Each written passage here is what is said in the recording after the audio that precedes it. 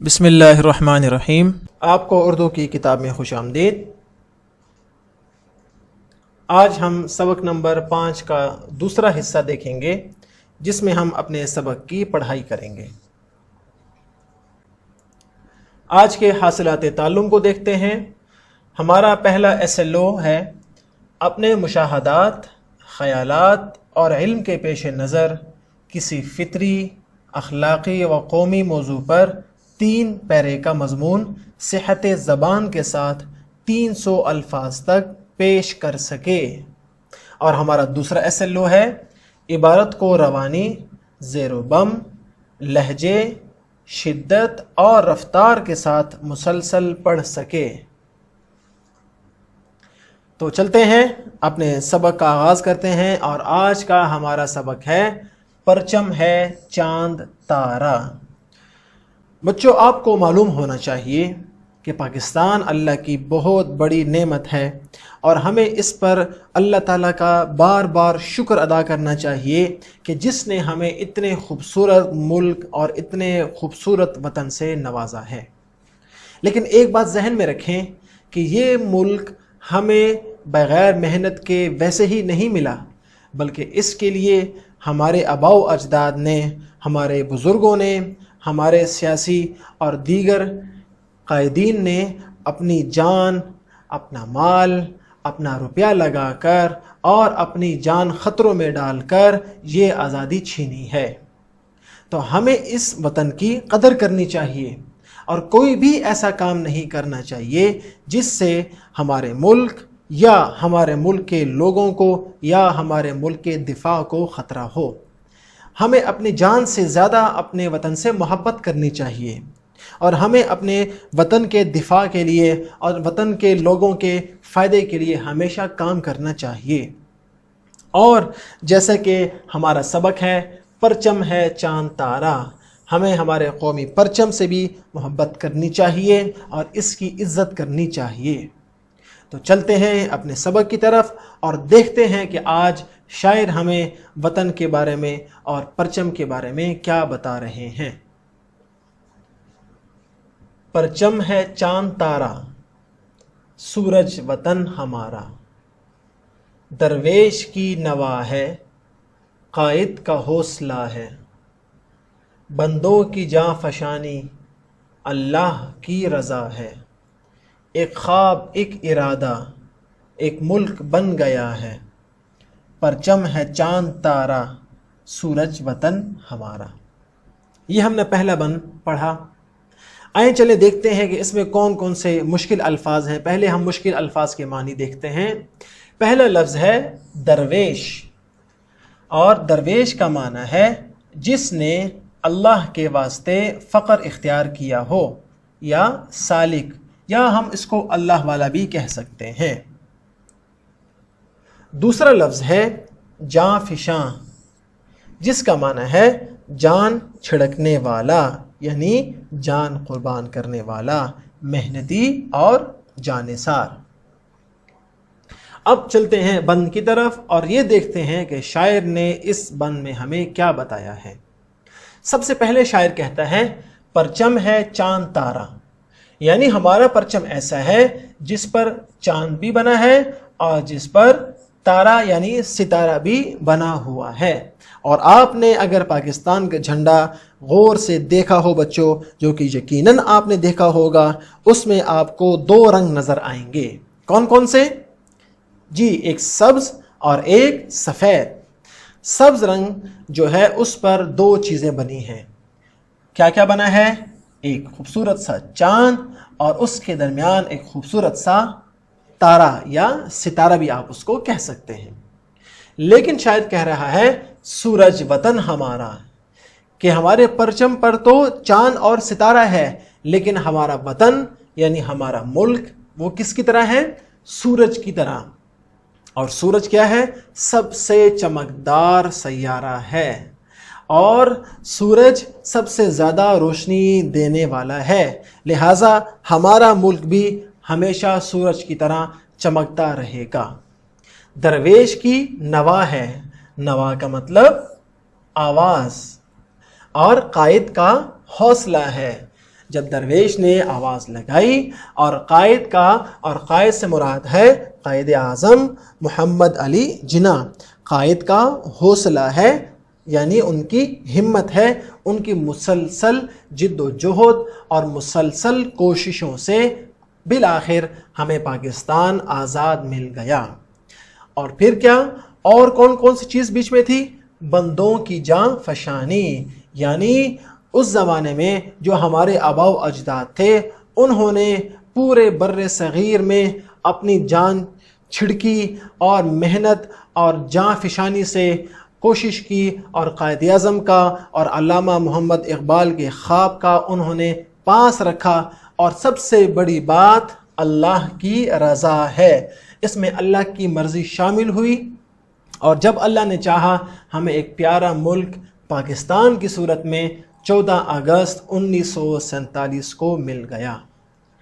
ایک خواب، ایک ارادہ، پاکستان ایک خواب تھا وہاں کے مسلمانوں کا، اور یہ خواب علامہ محمد اقبال نے دیکھا تھا کہ پاکستان ایک ایسا ملک ہونا چاہیے جہاں پر مسلمان اپنی مرضی سے اپنی زندگی گزاریں، نہ انہیں انگریز کا خوف ہو، نہ انہیں کسی اور مذہب کا خوف ہو، اور وہ جیسے چاہیں جب چاہیں اپنی مرضی سے اپنی زندگی اور اپنے مذہب اور اپنے دین پر عمل کر سکیں۔ اور یہ ایک خواب ہی نہیں بلکہ ایک ارادہ تھا، اور پھر کیا ہوا؟ ایک ملک بن گیا ہے۔ بالآخر یہ خواب اور یہ ارادہ ایک ملک کی صورت میں ہمارے سامنے آ گیا، اور پھر پرچم ہے چاند تارا، سورج وطن ہمارا۔ اب آگے چلتے ہیں اور اگلا بند دیکھتے ہیں۔ ایک تار آہنی ہے ملت کے پیرہن میں، ایک محترم اضافہ قوموں کی انجمن میں، تازہ لہو دیا ہے خود وقت کے بدن میں، پرچم ہے چاند تارا، سورج وطن ہمارا۔ اس بند میں ہم دیکھتے ہیں کہ کون کون سے مشکل الفاظ ہیں اور ان کے معنی کیا کیا ہیں۔ پہلا لفظ ہے مضطرب، جس کا معنی ہے بے چین۔ اگلا لفظ ہے آہن، آہنی آپ کے سامنے لکھا ہوا ہے، جس کا معنی ہے مضبوط اور مستحکم یعنی سخت، پتھر یا لوہے کی طرح۔ اور آخری لفظ ہے پیرہن، جس کا معنی ہے کرتا، لباس یا پوشاک۔ اب واپس آئیں بند کی طرف اور دیکھتے ہیں کہ اس بند میں شاعر نے ہمیں کیا بتایا ہے پاکستان کے بارے میں۔ پہلا، ایک تار آہنی ہے، تار یعنی دھاگا، تار کا معنی کیا ہے؟ دھاگا۔ ایک تار آہنی ہے یعنی ایک لوہے کی تار ہے، کس میں؟ ملت کے پیرہن میں یعنی قوم کے لباس میں۔ ملت یعنی قوم، ملت سے مراد کیا ہے؟ قوم، اور ملت کے پیرہن میں، اور پیرہن سے مراد ہے لباس۔ یہاں پر شاعر یہ کہنا چاہ رہا ہے کہ جو ہماری ملت ہے، ہماری قوم ہے، وہ اتنی سخت جان اور اتنی مضبوط ہے گویا کہ وہ لوہا اور پتھر کی طرح ہیں، اور یہاں کے لوگ کیا ہیں؟ سخت جان ہیں اور محنتی ہیں۔ اور پھر کیا کہا؟ ایک محترم اضافہ قوموں کی انجمن میں، کہ پاکستان سے پہلے بھی بہت سی قومیں یہاں پر آباد تھیں، بہت سے ملک یہاں پر موجود تھے، اور جب پاکستان وجود میں آیا اور پاکستانی قوم وجود میں آئی تو پاکستانی قوم دراصل ایک بہترین اضافہ تھی، کس میں؟ قوموں میں۔ جب پاکستانی قوم وجود میں آئی تو اس سے پہلے جتنے بھی قومیں تھیں ان سب کی انجمن میں ایک بہترین اور قابل احترام اضافہ ہوا جب پاکستان وجود میں آیا اور جب پاکستانی قوم وجود میں آئی۔ اور یہ ملک ہمیں ویسے ہی نہیں ملا، تازہ لہو دیا ہے۔ ہم نے اس ملک کو حاصل کرنے کے لیے اپنا لہو، اپنا خون بہایا ہے۔ ہمارے بڑوں نے، ہماری خواتین نے، ہمارے مردوں نے، ہماری ماؤں بہنوں نے، ہمارے بچوں نے، ہمارے مسافروں نے اپنا خون دے کر اس ملک کی مٹی میں یہ ملک ہمیں آزاد کر کے دیا ہے، خود وقت کے بدن میں۔ وقت کا جو بدن ہے، بدن کا مطلب ہے جسم، وقت کے جسم میں ہم نے اپنا تازہ خون دیا ہے، تب جا کر یہ پیارا ملک ہمارا وجود میں آیا ہے۔ اور یہ ملک کون سا ہے؟ پرچم ہے چاند تارا سورج وطن ہمارا، کہ ہمارے ملک کے پرچم میں چاند اور تارا ہے، لیکن ہمارا ملک دراصل سورج کی طرح ہے جو ہمیشہ سے روشن ہے اور لوگوں کو بھی روشنی دے رہا ہے۔ اب دیکھتے ہیں سوال نمبر 5، اور آپ کے یہ گھر کا کام ہے۔ ایک ایک کر کے ٹوٹے سارے قدیم جادو، آتی ہے لے کے صدیاں اگلے دنوں کی خوشبو، اٹھے ہیں فاتحانہ محنت کشوں کے بازو، پرچم ہے چاند تارا سورج وطن ہمارا۔ یہ اشعار ہم کل پڑھیں گے، لیکن آپ نے خود کیا کرنا ہے؟ اس بند کی تشریح کی آپ نے کوشش کرنی ہے، جیسے کہ آج ہم نے تشریح کی اور پہلے اشعار پڑھے، پھر مشکل الفاظ کے معنی آپ کو بتائے، اس کے بعد ہم نے شعر کا مطلب آپ کو بتایا۔ اسی انداز سے آپ نے خود گھر میں کوشش کرنی ہے، ان اشعار کو پڑھنا ہے جو ہم اپنے اگلے سبق میں پڑھیں گے، اور آپ نے کوشش کرنی ہے کہ اگلے سبق کے آغاز سے پہلے ہی آپ ان اشعار کی تشریح کر لیں۔ اور اگلا گھر کا کام جو کہ آپ کے لیے بہت ضروری ہے، وہ ہم کل بھی پڑھ چکے ہیں، اور مجھے امید ہے کہ آج جب یہ آپ کام کریں گے تو آپ کے لیے کوئی مشکل نہیں ہوگا۔ آپ کے سامنے ہر سوال کے 4 جوابات دیے گئے ہیں، آپ نے درست جواب کا انتخاب کرنا ہے۔ اور سمر پیک سے آپ کے گھر کا کام ہم لائے ہیں، اور وہ کیا ہے؟ درذیل نظم کو درست تلفظ اور آہنگ کے ساتھ پڑھنے کی مشق کریں، اور موسم گرما کی تعطیلات کے بعد اسی لہجے اور آہنگ کے ساتھ جماعت یعنی کلاس میں پڑھیں۔ تو آپ نے اس نظم کو، جو کہ دراصل ایک نعت ہے، آپ نے اس کو لے اور آہنگ کے ساتھ اور درست تلفظ اور آہنگ کے ساتھ پڑھنے کی مشق کرنی ہے، اور بار بار پڑھنا ہے۔ اور جب تک آپ گھر میں ہیں اور جب تک آپ کے اسکول نہیں کھلتے، آپ نے گھر میں والدین کو یا اپنے دوستوں کو یا اپنے بہن بھائیوں کو یہ نعت سنانی ہے۔ اور دوسرا گھر کا کام جو سمر پیک سے دیا گیا ہے وہ کیا ہے؟ میرا پرچم میری پہچان کے عنوان پر کم از کم 3 پیراگراف پر مشتمل مضمون لکھیں۔